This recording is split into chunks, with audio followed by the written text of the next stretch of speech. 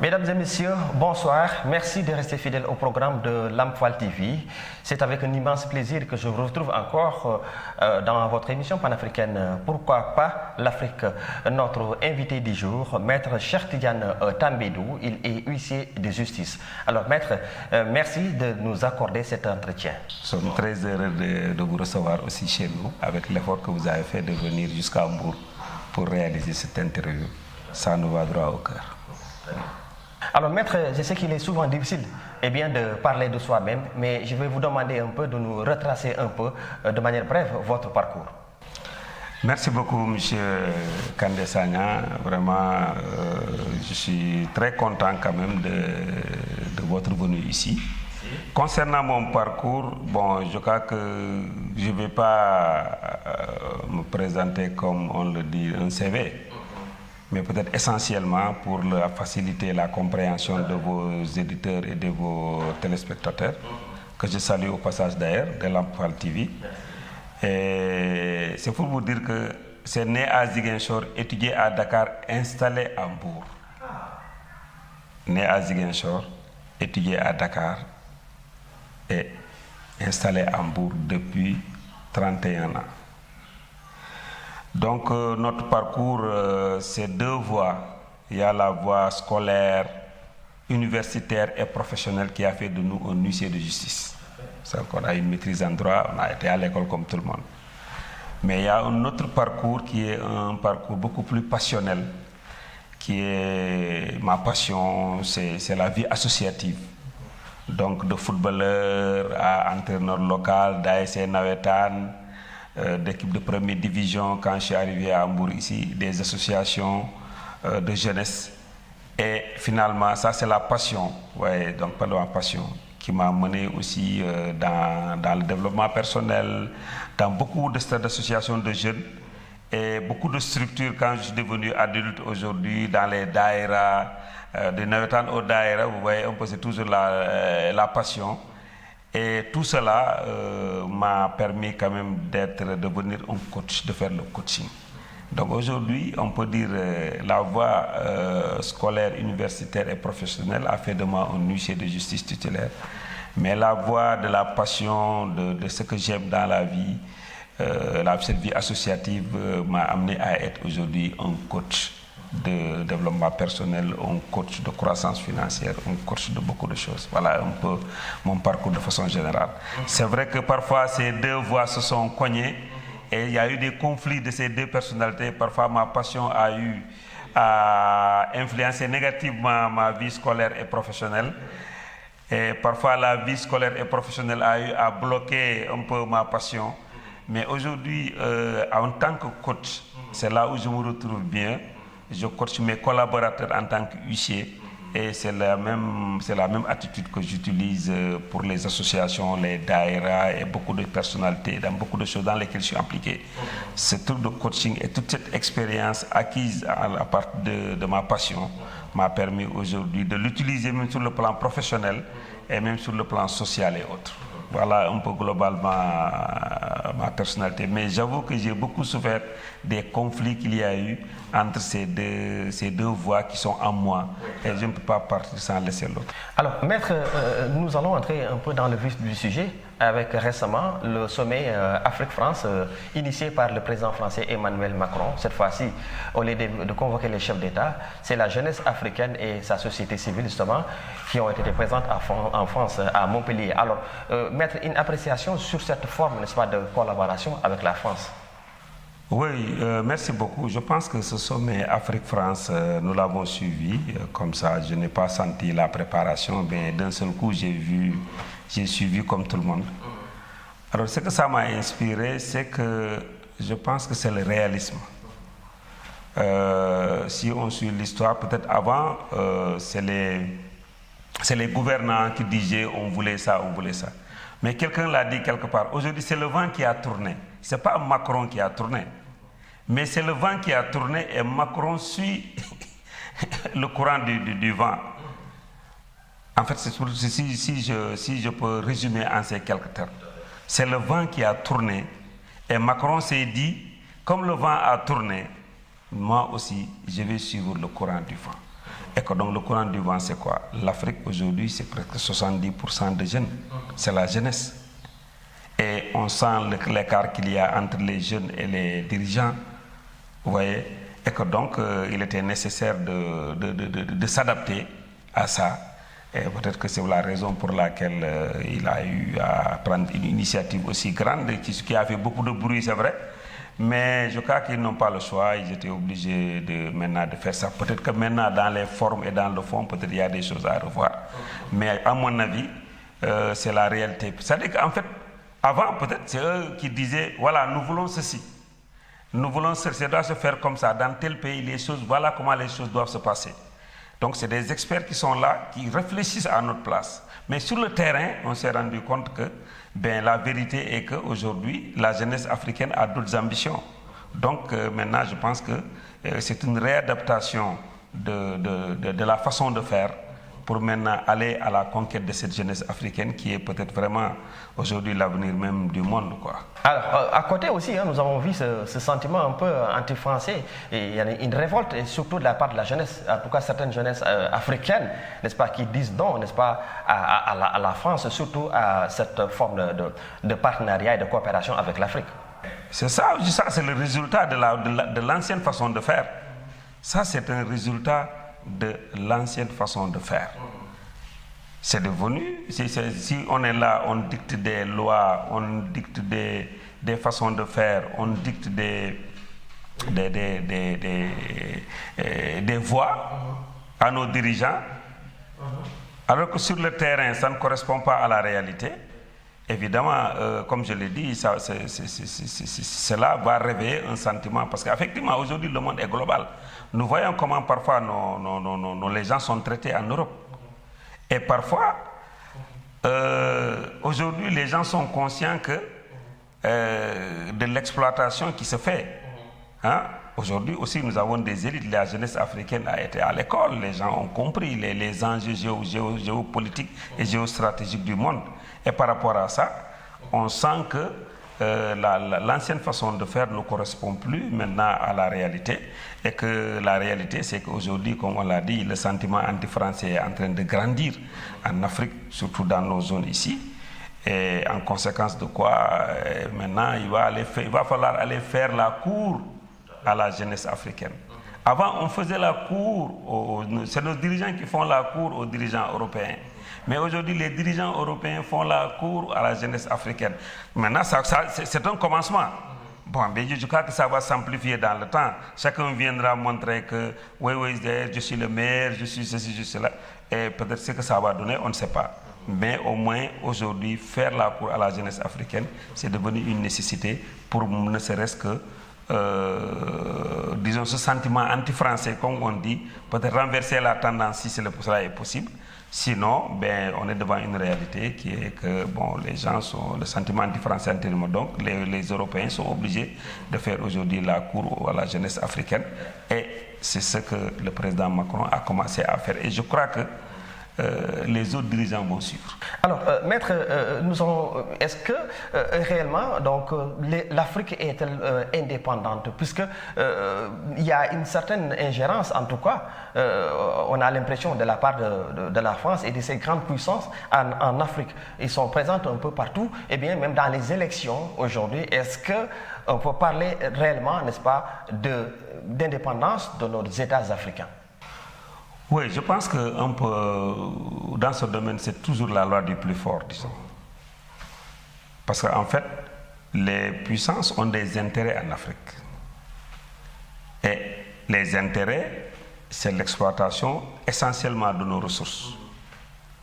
Les intérêts aussi, c'est de rapatrier tous les capitaux, tous les investissements qu'ils font ici. Ils les sécurisent pour que l'argent puisse continuer à produire et peut-être de les rapatrier là-bas. Mais de toute façon, tout cela, il y a des lois. Dans leur tête, il faut nécessairement qu'on mette des dirigeants favorables à ça. Il faut des dirigeants africains qui jouent dans ça. Si des dirigeants, donc personne, donc tu as de gros investissements, donc te soucies de qui va être le prochain président? À mon avis, c'est ça qui explique la façon, leur implication dans nos élections, leur implication dans nos trucs. Et même à la limite, il y a des candidats qui sont même parrainés par eux. Il y a des candidats qui sont validés dès le départ.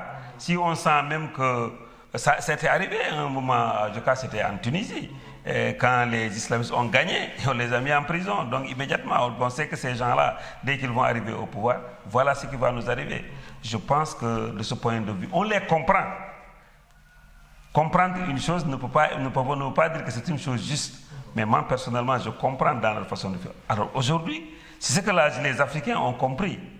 Que le fait de s'immiscer dans nos élections, nous savons qu'ils vont s'immiscer dans nos élections. Maintenant, il s'agit de voir, par rapport à leur candidat, s'il y a un autre candidat qui est capable de gagner et qui ne passe pas par eux, est-ce que cela est possible? Et même si c'est possible, est-ce que cette personne pourra aussi demain continuer à gouverner tranquillement? Parce qu'il a gagné les élections, il a aussi continué à gagner. Finalement, c'est des coups d'État, c'est des soulèvements populaires organisés pour vous chasser du pouvoir. Donc c'est la loi du plus fort. Les plus forts le font. Mais aujourd'hui, comme on le dit, la jeunesse africaine a compris, est en train de prendre les choses. Et que vraiment, je pense que c'est à ce niveau que les choses vont bouger maintenant. Alors, une appréciation également sur le type de partenariat entre l'Afrique et vraiment ces grandes puissances colonisatrices. Est-ce que ce partenariat est gagnant-gagnant, puisqu'il y a ce qu'on appelle l'exploitation de nos ressources? Est-ce que également l'Afrique se retrouve justement dans ce partenariat? Oui, c'est ce qu'on appelle un contrat léonien. C'est-à-dire que les contrats léoniens, ça je pense que tout le monde le sait, les juristes, c'est des contrats léoniens, en fait, qui privilégient l'intérêt de l'autre au détriment d'un autre. On s'appelle, c'est des contrats, on dit, c'est des partenariats, on dit, mais en réalité, mais pour moi, c'est-à-dire que dans les négociations, l'essentiel pour eux, nous avons la force, nous pouvons te garantir que tu restes au pouvoir. Ouais. Et tu nous laisses faire le reste. Moi, j'ai été très abattu quand j'ai vu une interview de Jean-Bédel Bokassa, quand il a été on a fait une interview, quand il a expliqué ce qui s'est passé, comment les relations que je n'imaginais pas, comment on peut exploiter des trucs, des mines, des sous-sols de tout un pays sans mettre un seul franc. Donc, mais dans le dialogue, c'est une chose. Moi, je t'aide à t'accéder au pouvoir, je ferai tout pour que tu te maintiennes, la contrepartie, tu me laisses exploiter les ressources. C'est à ce niveau que se situe le problème. Qui a raison? Peut-être l'autre aussi, ce qui l'intéressait, c'est juste accéder au pouvoir et y rester. L'autre, ce qui l'intéressait, c'est ça, et puis voilà. Mais pour l'intérêt des peuples, en fait, ce contrat est léonien parce que le fait d'exploiter des ressources de façon, dans un contrat léonien, dans un contrat déséquilibré, je pense que ça nuit aux intérêts de l'Afrique et des Africains. Alors, maître, nous allons également parler des questions liées au développement. Alors, quelle est votre perception du développement? Comment doit-on sortir? Sinon, l'Afrique est bien du sous-développement, selon vous, maître Cheikh Tidiane Tahmidou. Oui, je pense que il y a développer les pays et développer les Africains. Parce que je pense que parfois, nous, on sait qu'est-ce qu'on veut. On veut un pays où il y a de belles rues, il y a des immeubles, il y a des trucs, des infrastructures, ou bien on veut un bien-être des Africains, des gens, des peuples qui habitent là-bas. C'est que quand on fait un choix, évidemment, la stratégie va changer. La stratégie va changer. Alors aujourd'hui, si on se dit, par exemple, nous voulons développer les Africains, évidemment, là, on parle des ressources humaines de l'Afrique. Les ressources humaines. Moi, c'est à ce niveau, par exemple que je m'investis souvent au niveau des ressources humaines. Parce qu'au niveau des infrastructures, c'est au niveau étatique que ça se passe. Tu as vu. Et à ce niveau, évidemment, c'est les infrastructures, etc., etc., etc. Parfois, quand je donne un exemple. On nous faisait croire que les portables là, c'est vraiment la chose qui va développer les gens, qui va nous rendre plus bien-être, etc. Aujourd'hui, tout le monde a un portable. Mais est-ce que nos vies ont changé? Non. C'est ça le problème. On nous fait croire que, moi je crois que Avoir un portable, ça te fait évoluer. Tu vas aller plus vite, les choses vont aller, etc., etc., etc. Aujourd'hui, tout le monde a un portable.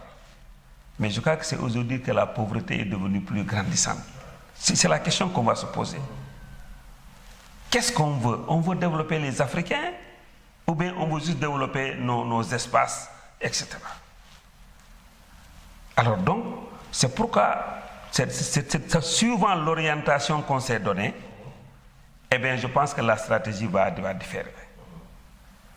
Dans le secteur que je connais mieux, peut-être dans les ressources humaines, moi je crois que dans ce partenariat, l'Afrique a besoin de l'Europe pour son professionnalisme. Ils sont professionnels.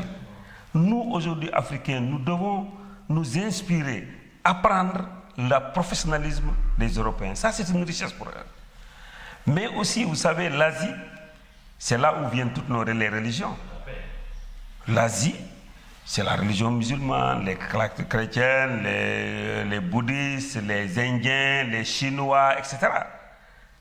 Donc là également, cette spiritualité-là, la spiritualité vient aussi de l'Asie.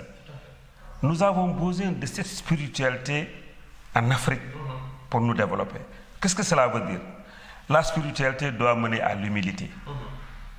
Quel que soit ton niveau de savant ou de quoi que ce soit, quels que soient tes diplômes en théologie, quel que soit ce que tu as fait en théologie et tout, quels que soient les diplômes, si cela ne se reflète pas en termes d'humilité dans ta façon de faire, ça ne sert à rien du tout. La deuxième chose, c'est au niveau de l'Europe. Quels que soient tes diplômes, quelle que soit ton expérience, il est nécessaire que tu sois professionnel. Donc, humilité et professionnalisme. Un Africain qui vit ici, nous, on a notre culture aussi. Donc, c'est dans ce sens, à mon avis, l'humilité des Asiatiques, le professionnel des Européens, et nous, l'endurance et la joie de l'Africain. Si on le met, je pense que les Africains vont se développer. Moi, c'est ça mon... Alors, maître, il y a également un fléau des temps modernes qui malheureusement continue de faire, n'est-ce pas, des ravages au sein de la jeunesse africaine, la jeunesse sénégalaise n'étant pas épargnée. C'est des questions liées, n'est-ce pas, à l'immigration clandestine. Barça ou Barça. Alors, comment vous analysez justement cette donne? Alors, donc là, je crois que vous êtes dans un quartier de pêcheurs. Tout à fait. Là, moi, je vis avec eux depuis 30 ans. Je vis avec eux depuis 30 ans. Tout à fait. Donc, les morts dont on parle, ce n'est pas des gens d'ailleurs. C'est mes voisins, c'est mes neveux. Tu as vu? Donc, c'est eux, en fait. Donc, c'est une chose que je connais, que je vis.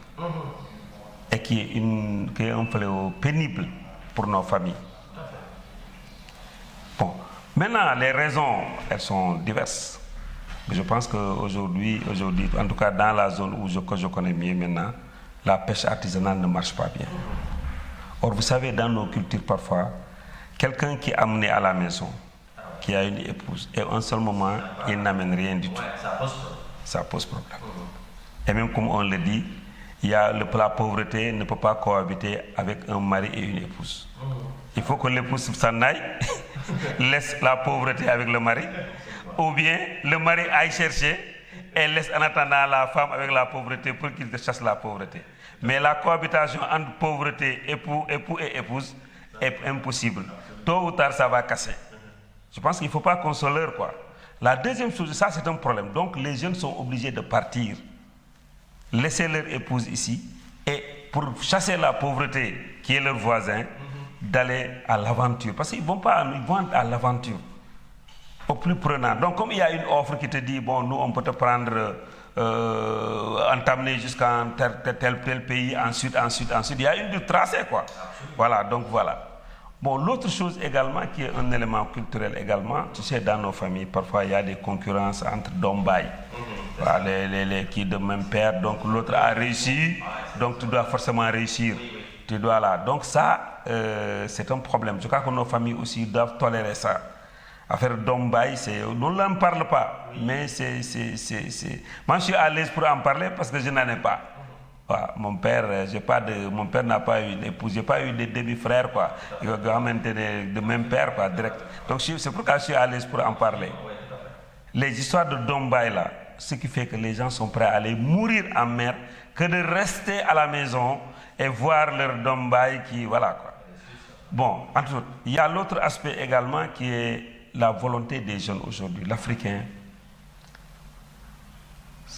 le plus grand bonheur que l'argent peut lui apporter, un Africain normal, en tout cas un Sénégalais, le plus grand bonheur que l'argent peut lui apporter, c'est d'honorer sa maman. C'est d'honorer sa maman. D'abord la nourrir, lui mettre dans une maison confortable, lui donner qu'elle va à la Mecque. Ça, honorer sa mère, c'est l'argent, c'est ce que le plus grand rêve d'un jeune Africain ou d'un jeune Sénégalais. Donc, ne serait-ce que pour ça, ça vaut la peine pour eux d'aller à l'aventure. Certes, ils vont en Europe, mais peut-être s'il y avait une autre voie aussi, ils partiraient là-bas. S'ils vont à l'aventure, l'aventure c'est l'aventure, donc c'est ta vie que tu mets en vente. C'est ta vie que tu mets en vente. Et maintenant, bon, le reste, maintenant, tu gagnes ou tu perds. Ils savent ce qui les attend. Ils savent qu'il faut gagner, il faut perdre. Mais comme c'est comme ça, ils prennent le risque. Bon, donc moi, je crois que c'est un peu ces causes-là. Et maintenant, la solution, c'est quoi? Bon, peut-être que, je ne sais pas, personnellement, je n'en ai pas une solution, mais c'est comme ça que j'ai compris le phénomène de l'immigration clandestine. Alors, vous êtes aussi, vous, une référence, en tout cas un exemple type, n'est-ce pas, eh bien, de créateur d'emplois à travers, n'est-ce pas, vos projets. Est-ce qu'on peut revenir un peu, eh bien, sur vos projets, Maître Cheikh Tidiane Tambédou? Oui, vous savez, moi, ces projets, on le dit, le mot projet est venu, moi j'ai avancé de façon empirique. J'ai avancé de façon empirique. En réalité, moi, comme je le dis, j'ai fait des études de droit, je suis huissier de justice à Hambourg. Bon, j'ai travaillé, mais quand je suis arrivé dans la profession, je me suis rendu compte qu'en réalité, c'est une entreprise. Et donc, en premier début, avec les difficultés que j'ai eues, je me suis compris qu'il faut aller apprendre l'entrepreneuriat. Ah oui, j'ai été apprendre l'entrepreneuriat, faire des formations dans ce domaine. Et j'ai vu que ça a marché. Et comme ça a marché, de l'expérience que j'ai, je me suis retrouvé devant une autre situation. L'autre situation, c'est que moi, j'habite à Hambourg. Hambourg, commune même. J'ai remarqué que mes collaborateurs, beaucoup de jeunes venant de la Casamance m'ont trouvé ici, ils ont cherché du travail. Je suis le Ndiatigé, quoi. Je suis l'autre de beaucoup de jeunes, comme notre région là, il y a un moment où c'était un peu compliqué. Beaucoup de jeunes m'ont trouvé ici. Mais j'ai remarqué qu'ils grandissaient, ils avaient une chambre, certains commençaient à se marier. Bon, voilà quoi. Donc je sais que ces gens-là n'auront jamais une maison ici à Hambourg. Parce que les maisons à Hambourg commune, c'est des millions et des millions. Alors c'est ça qui m'a dit, mais qu'est-ce que je peux faire pour que ces gens-là puissent? Donc c'est devenu empiriquement. C'est devenu empiriquement. Qu'est-ce que je peux faire pour que ces gens-là aussi puissent? Je dis, bon, écoute, j'ai commencé maintenant, c'est là où j'ai commencé à faire des démarches. Mais je sais qu'avoir une maison aussi sûre, c'est difficile parce que, vous savez, moi je suis à Hambourg, je suis huissier de justice. Toute la journée, je fais des constats de litiges fonciers. Toute la journée. L'essentiel de notre chiffre d'affaires, c'est dans les constats. Oui, moi j'ai une maison, je suis venu, j'ai mis les briques, quelqu'un est venu les casser, etc. Donc c'est dans ces contextes maintenant, j'ai dit, je vais essayer de trouver une formule qui permet à quelqu'un d'avoir une maison de façon sûre et moins chère. Donc j'ai commencé à aller à la base. Parce qu'en réalité, les problèmes de foncier viennent du fait que chacun a un papier. Tout à fait, tout à fait. S'il y a deux papiers, même le juge ne peut pas annuler le papier. Il peut juste l'écarter. Même les juges ont des problèmes. Aujourd'hui, s'il y a un litige foncier, mais s'il y a quelqu'un qui a un acte administratif, l'autre ne l'a pas, ou bien quelqu'un qui a l'autre ne l'a pas, il n'y a pas de conflit. Mais le conflit vient du fait que chacun a un papier. Et donc, ce projet m'est venu comme ça. J'ai commencé à faire tout pour que mes protégés puissent avoir des terrains. Ce sont ces protégés qui en ont parlé à d'autres protégés, à d'autres personnes, à leurs amis. C'est comme ça que c'est venu. Et d'un seul coup, je me suis retrouvé avec des milliers de demandes. Et j'ai commencé à courir, à trouver des systèmes qui consistent surtout à aller maintenant. Je ne peux pas aller directement. Quand les gens terminent le lotissement, nous leur rachetons immédiatement une partie que nous demandons à nos gens. Mais nous avons oublié maintenant d'aller nous-mêmes acheter des champs, les lotir pour les mettre à disposition. Parce que c'est plus sûr. Parce que le gars à qui on attribue, il est le premier occupant. Et cela est important sur le plan juridique Et cela est important sur le plan même psychologique. Aussi, vous savez, un peu, donc c'est comme ça que c'est venu. J'ai eu aussi des jeunes qui ont fait des études, qui sont venus, c'est des cousins, ils sont venus, ils font rien. J'ai dit, mais écoute, l'expérience que j'ai eue dans l'entrepreneuriat, là, mais je vais monter des entreprises pour eux, que cette affaire-là, ça marche. Je montre Kertambédou Imo. En réalité, Kertambédou Imo, c'est d'autres jeunes. Hein? Ça prend le nom de Kertambédou parce que comme je suis aussi l'inspirateur, c'est pourquoi j'ai mis le mot Tambédou, quoi, pour que ne serait-ce que pour, voilà, pour l'originalité et pour l'avenir, quoi. Mais Kertambédou, donc, est né comme ça de jeunes cadres qui ont fait des études, ils n'ont pas d'emploi. Je leur dis, je vais vous organiser pour que, en entreprise, pour que vous exercez dans ce domaine de l'immobilier, faire tout pour que ce que je faisais déjà en privé, ce que je faisais en amateur, et que vous professionnalisez dans ça, c'est rentable. Alors c'est comme ça que Kertambédou Imo est né. Donc il y a eu deux situations, il y a une forte demande qui est là, il y a des jeunes cadres qui sont là aussi, qui veulent faire quelque chose, on met une entreprise, et moi je les coach à partir de l'expérience que j'ai de l'entrepreneuriat. Et c'est comme ça que ça a évolué. Et après un certain moment, on a beaucoup fait à Hambourg. On s'est dit, mais pourquoi pas chez nous à Ziguinchor? On a envoyé une équipe là-bas, même chose. Mais après, on s'est dit, mais après, on a commencé à développer dans la région de Sédhiou, dans le département de Goudomp, au niveau de Pontodos, au niveau de la mairie de Kaour. Ensuite, c'est parti. Au niveau de Tivaouane même, on s'est dit, les talibés là veulent, souvent, il y a un problème d'allocaille, quoi. C'est-à-dire qu'il y a un problème d'hébergement. Donc nous, on va essayer de trouver des terrains moins chers. Donc la population que nous visons, c'est cette population qui n'est pas bancable, en fait. Vous savez, les gens bancables n'ont pas de problème, hein, ils vont déposer ils ont leur salaire, etc. Mais finalement, nous les avons tous attirés, même les bancables. Mais dans mon esprit, au début, c'est cette population qui n'est pas bancable, qui n'a pas de compte bancaire, qui ne bénéficie pas de prêts. Ce sont ces gens-là que moi j'ai visé au départ. Et je continue à le viser jusqu'à présent. C'est pourquoi parfois les offres de Kertambédou, je dis, mais comment se fait-il? Moi je dis, le jour où on rate ça, moi j'arrête. Parce qu'il faut qu'on essaie de voir ces gens-là qui ne sont pas forcément, qui n'ont pas une garantie bancaire d'une maison, mais qui n'ont pas un salaire complètement en truc. Cette masse-là, elle est énorme. Et elle a droit à un logement. C'est comme ça qu'est venu ces trois éléments. Je les répète, c'est mon expérience en entrepreneuriat, la forte demande qui est là, et ensuite des jeunes qui veulent travailler. Quand j'ai mis ça ensemble, c'est ça qui a donné Kertambédou Imo. Justement, vous parlez des questions liées au foncier. On sait que ce secteur est très problématique. Il y a beaucoup de litiges fonciers. Alors, selon vous, quelles en sont les causes et comment justement y remédier? Justement, ça, le foncier, le problème, il y a un problème surtout de compréhension. C'est ça le problème. Les gens ne comprennent pas. Quand nous comprenons les choses, ça va être facile. Qu'est-ce que moi j'ai compris? Peut-être ça que je vais partager avec vous. Vous savez, quand on parle de foncier à partir du moment où c'est des champs qui sont transformés en habitat. C'est sûr. C'est ça. Mais il ne faut pas oublier que ces champs-là, c'est des forêts qui ont été transformées en champs. Donc de la forêt au champ, du champ à l'habitat. Alors, donc il y a un conflit entre le droit coutumier et le droit moderne. Mais tout champ que tu vois, mais c'était une forêt qui a été transformée. Mais qui a transformé la forêt? Qui a transformé la forêt en champ? Son droit n'est pas considéré. Nous tous, on sait que dans nos familles, quelque part, on a un grand-père qui a des champs énormes. Mais c'est parce qu'il a transformé une forêt en champ. C'est ce côté que les gens oublient. Alors, cette famille-là, qui a transformé cette forêt en champ, pense que ce champ-là lui appartient. La loi moderne vient dire, ne s'occupe pas de celui qui s'est occupé de la forêt. Et c'est dit que le champ-là va aller en habitat. C'est là où la loi commence. Alors quand la loi commence là-bas, qu'est-ce qui se passe? Tout espace qui est un champ a été défriché par le grand-père de quelqu'un. Donc, c'est cette compréhension-là qui va faire qu'on va contourner les difficultés. Alors, donc, ce qui veut dire que quand l'administration veut faire un lotissement, mais tu le fais.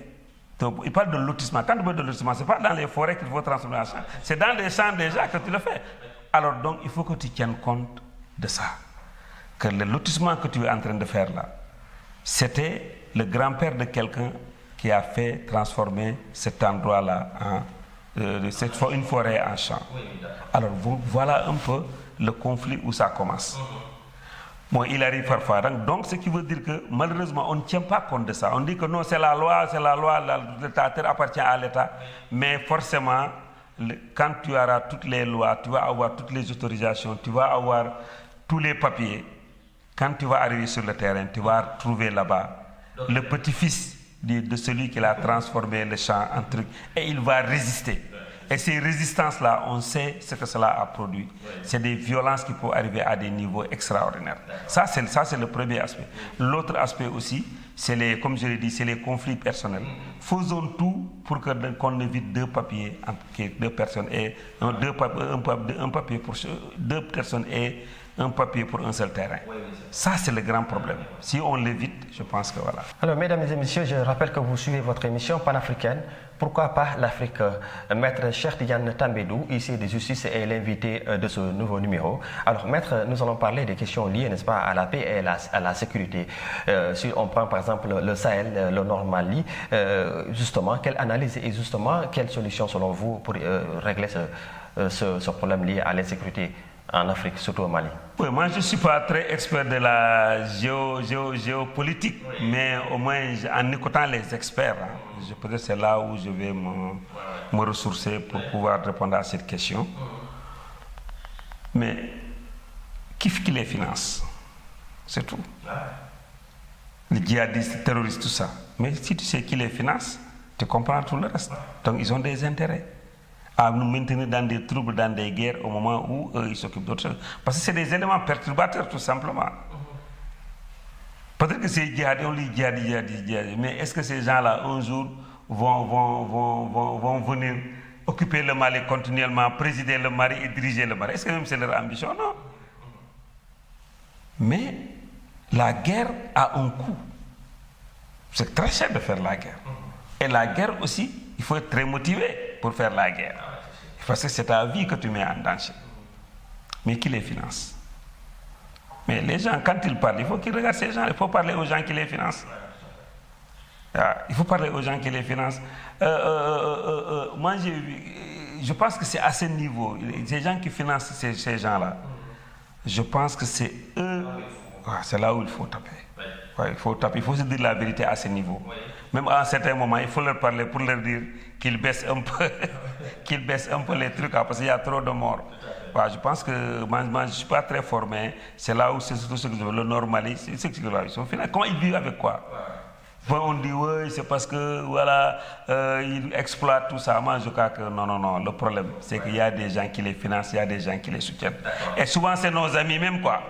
C'est ça qui est paradoxal.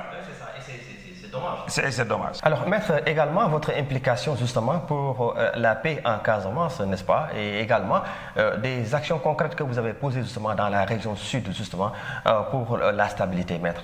Oui, moi directement, je ne suis pas très impliqué directement. Quand je dis directement, vous savez, la paix en Casamance, c'est un sujet tellement large. Mais chacun essaie de faire quelque chose de façon privée, tout simplement. Alors, c'est dans ce sens peut-être que je vais répondre à votre question. Vous savez, nous, on est nés là-bas. Ma maman, elle s'appelle Salim Mané, donc je suis un des neveux des Mané. Et vous savez, les Mané, voilà, donc je suis un petit-fils. Mon père, lui, il est venu du Saloum, il s'est installé à Tambédou, donc c'est un Saloum.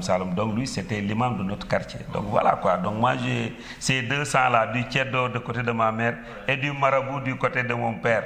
C'est pourquoi parfois mes attitudes, les gens ne comprennent pas. Voilà. Parfois quand ça bouge de ce côté et de ce côté. Et même chez nous à Ziguinchor, dans notre maison, c'est là où se trouve la mosquée. Nous on a grandi, on a trouvé ça là-bas. Alors donc, on ne peut pas, ceux qui sont là-bas, c'est nos frères, il faut qu'on fasse quelque chose. Moi, j'ai commencé depuis quelques années à repartir là-bas, à m'installer. J'ai beaucoup de... Tout ce que je fais à Hambourg ici, j'essaie de le développer là-bas aussi, que ce soit au niveau des daïras, que ce soit au niveau professionnel également. Alors donc, je pense que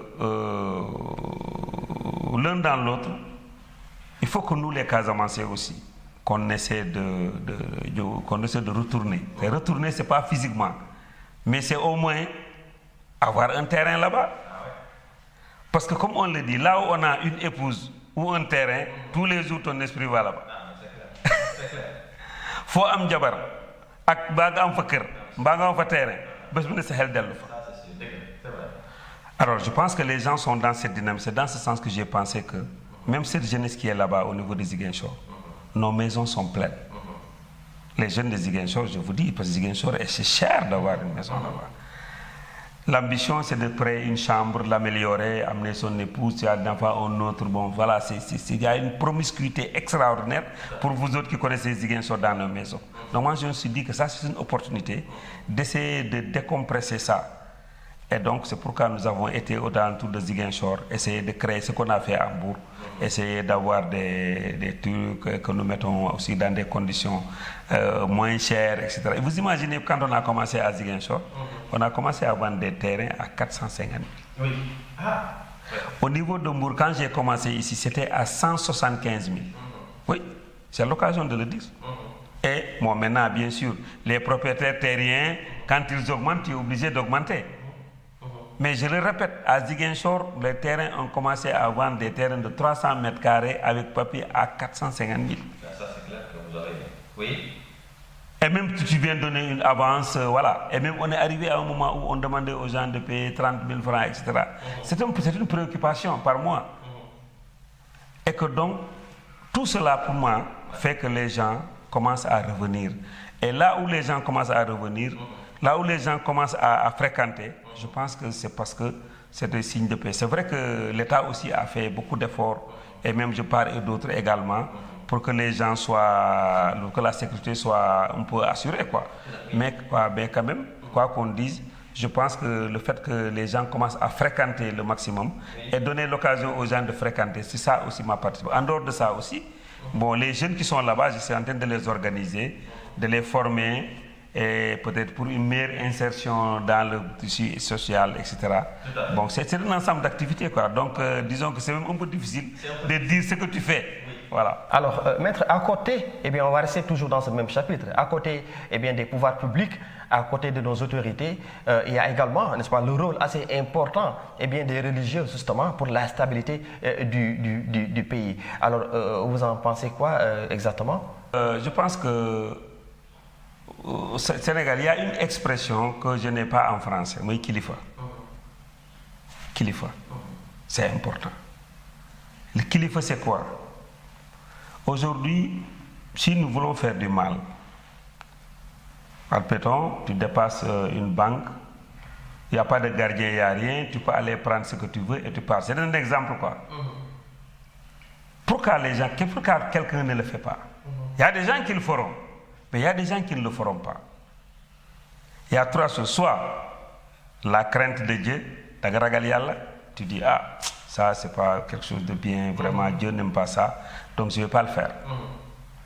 La deuxième chose, peut-être que d'autres ne vont pas le faire parce qu'ils disent, ah, ça c'est que je le fais. Il y a quelqu'un qui m'a... Quand je pense à quelqu'un, quand je pense à mon kilifa là, donc ça va me bloquer pour que je ne le fasse pas ça. D'autres ne le feront pas, ce n'est pas à cause de Dieu ni à cause du kilifa, mais c'est justement à cause de la police et de la gendarmerie ou de l'humiliation qu'ils vont avoir. C'est à cause de ça qu'ils ne le font pas faire. Ah, si je fais ça, on va me bastonner. Donc, c'est ça le rôle du kilifa. Donc, c'est pour nous bloquer dans nos passions et nos intérêts. Un kilifa, dans un pays, tous les pays détruits, c'est parce qu'il n'y a pas ce kilifa-là. Et même les événements passés, si les kilifas n'étaient pas intervenus, qu'est-ce qui allait se passer? Donc les kilifas sont là pour bloquer nos intérêts et nos passions. Parce que nos intérêts peuvent nous pousser à des excès. Nos passions nous poussent à tuer, à éliminer des gens, à faire tout ce qu'on peut faire, nos passions peuvent le faire. Mais quand il y a un kilifa, seul un kilifa peut bloquer cette passion et ses intérêts qui nous amènent dans des excès. Absolument. Alors donc, c'est dans ce sens que je peux dire, heureusement au Sénégal, nous en avons. Aussi bien surtout dans nos confréries, que ce soit la confrérie mouride avec Seigne Muntaha, qui a joué un rôle important. Absolument. Tu sais, parfois c'est l'occasion qui fait le héros. Hein? Les circonstances ont fait de lui un héros. Ah ouais, c'est sûr. C'est comme à l'époque avec Abdul Aziz Dabakh, les circonstances ont fait un héros. S'il n'était pas intervenu, Moussiba Dayab. Donc au moins au Sénégal, les gens ont cette notion de kilifa. Ça, c'est une chance d'abord pour nous-mêmes qui le pensons, mais c'est une chance aussi pour tout le pays et que vraiment ils sont là pour ça. Donc leur rôle est extrêmement important. C'est la même chose également au niveau de la Casamance. Par exemple, l'Église a joué un rôle extrêmement important dans les conflits là-bas. Il y en a même qui ont laissé leur vie dans ça. C'est vrai. Au niveau de la Casamance, l'Église a joué un rôle fondamental. Et je crois que je n'ai pas besoin de revenir sur certaines choses. Hein? Tout comme nous rappelons tous de la paroisse Saint-Benoît, du rôle qu'ils ont joué là-bas. Et même certains qui allaient dans les endroits les plus reculés pour porter des messages de paix. Et même certains y ont laissé leur vie. Donc, kilifa dîner, kilifa traditionnel, ak kilifa dîner bu mu mënti doon, que ce soit au niveau des musulmans, que ce soit au niveau des chrétiens, que ce soit même au niveau des animistes. Si vous remarquez par exemple les problèmes de la Casamance, si vous regardez dans la zone de Oussouye, ça s'est calmé depuis combien de temps? Parce qu'il y a des rois là-bas. Ça a commencé à se calmer là-bas d'abord. Même les dégâts, les plus trucs, etc. Il y a eu peut-être le grand truc des hôtels brûlés. Mais après ça, dans cette zone où il y a les rois d'Oussouye, il y a les rois de trucs, etc., ça s'est calmé. Donc, il joue un rôle important. C'est une chance pour le Sénégal, c'est une chance pour la Casamance. Voilà, Maître Tambédou, nous arrivons, comme je le disais, donc, à la fin de cet entretien. Alors, peut-être juste un dernier mot. Notre dernier mot, c'est tout simplement vous remercier de nous avoir donné l'occasion de parler, de partager.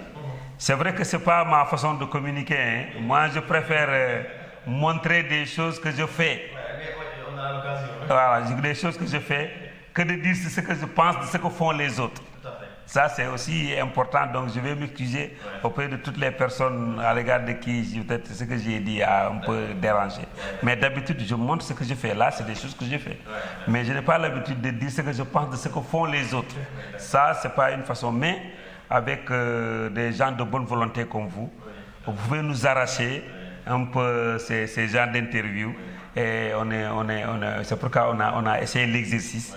Et on vous remercie. Notre mot, c'est saluer vos téléspectateurs et leur dire que vraiment, c'est vrai, je zappe souvent Lamp Fall TV, mais maintenant nous allons nous intéresser aussi à ça. Depuis qu'on a parlé, j'ai commencé à m'intéresser à ce que vous faites. Et que maintenant, nous allons aussi vers des élections.